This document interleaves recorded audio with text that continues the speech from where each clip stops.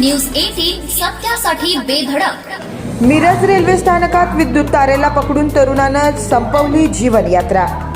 Miraj railway स्थानक येथील platform क्रमांक 4 वर थांबलेल्या माल वाहतूक करणारी रेल्वेवर चढून विद्युत वाहिनीला स्पर्श करून आपली जीवनयात्रा संपवल्याची घटना घडली आहे।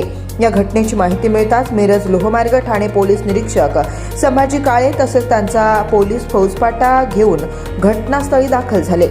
हा प्रवासी प्लॅटफॉर्म क्रमांक 4 वरून जाणाऱ्या मालगाडीवर चढून उच्च दाबाच्या विद्युत तारेला स्पर्श केल्यानं विजेचा धक्का लागून तो जमिनीवर कोसळून जागीच ठार झाला। प्रवाशाचे संपूर्ण शरीर जळून खाक झालं असून हा प्रवासी मिरज कोल्हापूर पॅसेंजर गाडीतून उतरला असल्याची प्राथमिक माहिती मिळाली आहे।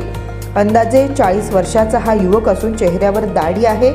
याची अद्याप ओळख पटली नसल्यानं मिरज लोहमार्ग पोलिसांनी या व्यक्तीची ओळख पटवण्यासाठी संपर्क साधण्याचे आवाहन केलं आहे।